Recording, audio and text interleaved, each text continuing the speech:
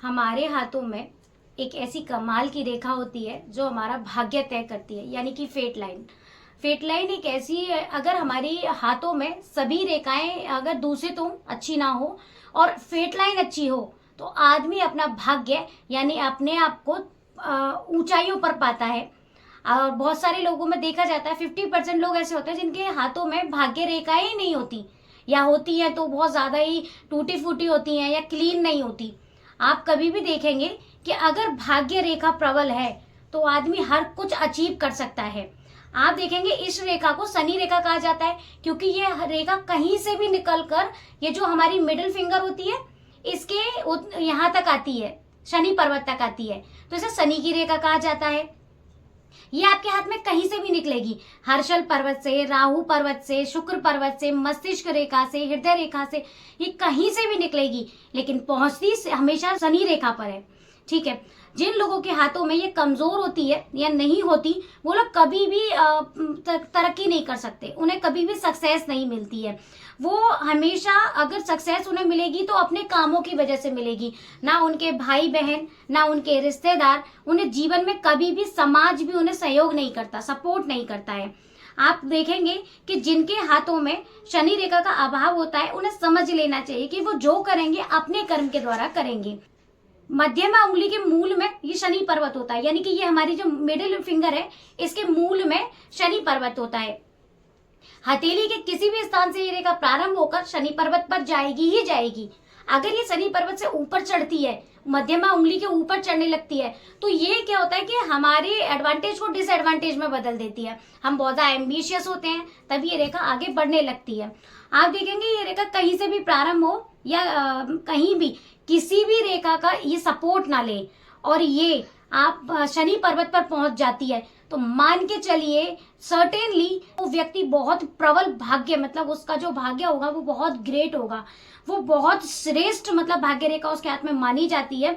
उसका जो मिडिल पॉर तक पहुंचने जो कहा जाता है कि ये उसका जो व्यक्ति का भाग्य होता है वो बहुत ग्रेट होता है।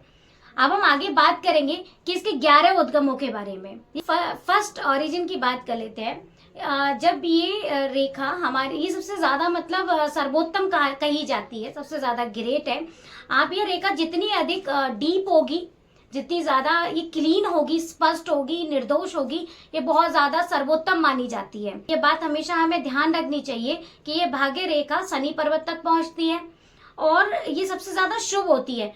परंतु अगर यह रेखा हमारे इस मूल से उंगली के ऊपर चढ़ने लगे तो इसका क्या होता है, ये विपरीत फल देने वाली होती है, यानी अपोजिट हमें इसका जो रिजल्ट मिलता है। आप देखेंगे कि इससे हम बहुत ज्यादा एम्बिशियस होते हैं। आपकी भाग्य रेखा कहीं से भी निकलकर शनि पर्वत पर आकर दो हिस्सों में यानी दो मुई हो जाए, उसका एक हिस्सा रुक जाए शनि पर्वत की तरफ और दूसरा हिस्सा उसका गुरु पर्वत पे चढ़ने लगे, तो मान के चलिए 101% जो पर्सन होगा ना वो बहुत ऊंचे पद पर बैठने वाला होगा, एक officer level great one officer होगा। बात कर लेते हैं थर्ड ओरिजिन के बारे में। यह रेखा जितनी भी क्लीन स्पष्ट होगी ये उतनी ही ज्यादा ग्रेट होती है। अगर जीवन रेखा को काटते हुए निकले और जिस स्थान पर काटती है तो मान लीजिए उस एज पर व्यक्ति को बहुत परेशानियां मिलेंगी, व्यक्ति दिवालिया हो सकता है, कोई दुर्घटना घट सकती है। अगर इसका ओरिजिन शुक्र पर्वत से हो रहा है तो मान लीजिए कि उस व्यक्ति का जो सक्सेस मिलने का पॉइंट होगा वो आफ्टर मैरिड होगा, बहुत ज्यादा अट्रैक्शन की ओर रहता होगा और बहुत ज्यादा तड़क भड़क में उसे बिलीव होगा। बात करते हैं फोर्थ ओरिजिन के बारे में। ये भी शुभ माना जाता है। इसमें क्या होता है कि हमें बहुत ज्यादा अपने एफर्ट डालने पड़ते हैं। इसमें क्या होता है कि हमें किसी फ्रेंड्स का या समाज का हमें सपोर्ट नहीं मिलता, हमें अपने भाग्य को खुद प्रबल करना पड़ता है। इसमें ज्यादातर देखेंगे कि हम पुलिस में, आर्मी में इसमें जाते हैं और सक्सेस हम वही गेन करते हैं। अगर ये मार्ग में आपको भाग्य रेखा टूटी हुई मिले तो मान लीजिए कि उस पीरियड में आपको बहुत ज्यादा परेशानियों का सामना करना पड़ सकता है। हम बात कर लेते हैं ओरिजिन फिफ्थ की।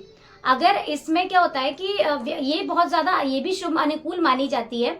अगर व्यक्ति की मैंने बताया था कि ये अगर यहाँ इस छोर पर चढ़ने लगे तो क्या होता है कि हमें बार बार असफलता फेस करनी पड़ती है, लेकिन हमारे लाइफ के मिडिल एज में हमको ये सक्सेस मिल जाती है। लिटरेचर, साहित्य या फिर आप कहेंगे कि चित्रकार, पेंटिंग के क्षेत्र में हमें बहुत ज़्यादा सक्सेस मिलती है। आप देखेंगे, हम बात करेंगे 6 ऑरिजिन की, यानी कि छठवीं जो भी भाग्य तो होता है इस समय पे क्या होता है, ये बहुत ज़्यादा सौभाग्यशाली मानी जाती है इस एज में। यानी कि यहाँ पे अगर भाग्यता होता है तो वो 36वें वर्ष में होता है, हमारी लाइफ के 36वें ईयर में, या 36 से लेके 42 एज में हमें एक विशेष सक्सेस मिलती है।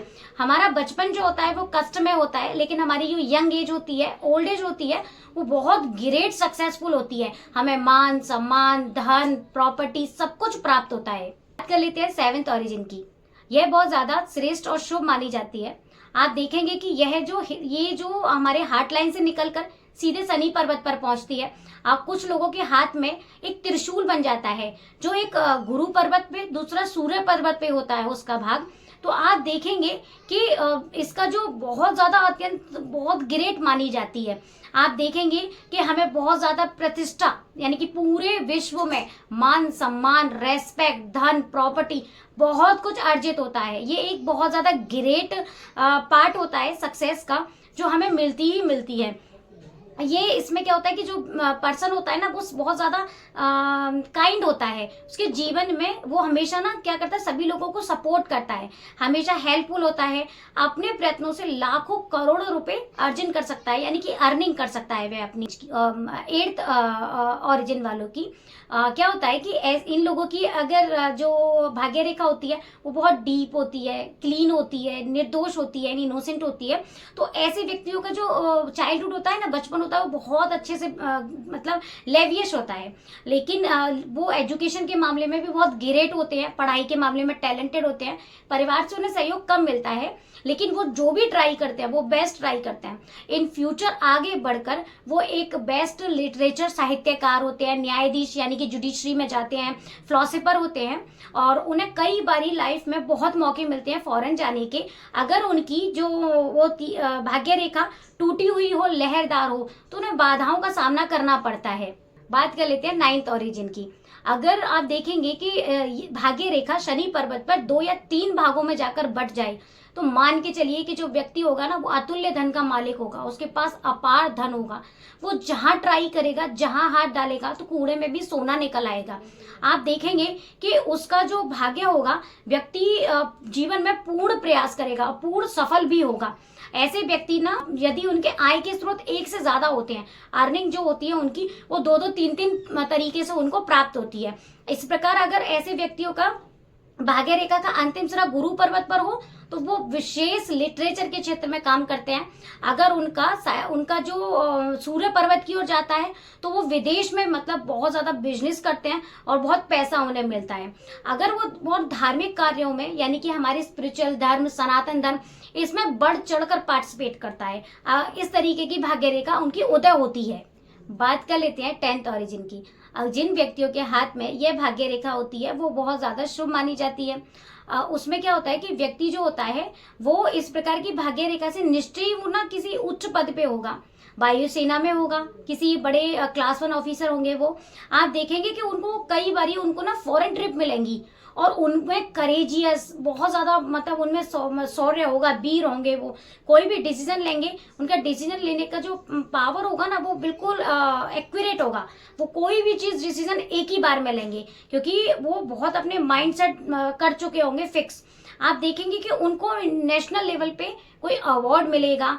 अगर आपकी भाग्य रेखा टूटी हुई हो, मतलब जंजीरदार हो, टूटी हुई हो, लहरदार हो, तो बाधाओं का बहुत सामना करना पड़ता है हमें। बात कर लेते हैं ऑरिजिन ऑफ 11th, यानी कि एकादश अवस्था। इसमें क्या होता है, ये जो भाग्य रेखा है ना, ये बहुत कम लोगों के हाथ में दिखाई देती है। इसका जो भी पर्सन होते हैं वो बहुत भव्य होते हैं, बहुत अट्रैक्टिव होते हैं, बहुत ज्यादा ग्रेट होते हैं। देखा जाता है कि ऐसे लोग ना, उनके जो डिसीजंस होते हैं उससे पूरा समाज इफेक्ट होता है। वो बहुत ज्यादा वेल होते हैं, उन्हें पैसे की कभी कोई कमी नहीं आती। वो जहां से भी अर्निंग करते हैं ना, वो चारों तरफ से उनको अर्निंग प्राप्त होती है। आप देखेंगे कि वो लोग मतलब एक सिंपल सी फैमिली में पैदा होकर अपने कुल को रोशन करने वाले होते हैं, कुल का दीपक बनते हैं और बहुत ज्यादा ख्याति अर्जन करते हैं, यानी कि बहुत ज्यादा उन्हें वो दृष्टियों से योग्य होते हैं, संपन्न होते हैं, सुखी होते हैं। आप देखेंगे ऐसी रेखा अंत में जाकर दो भागों में डिवाइड हो जाए, यानी कि वो व्यक्ति उच्च स्तर का अधिकारी होता है। आप होता है उसके जीवन में जो भौतिक दृष्टि से, फिजिकली दृष्टि से वो बहुत स्ट्रांग होता है, उसकी लाइफ लेविश होती है, किसी प्रकार की कोई कमी नहीं होती।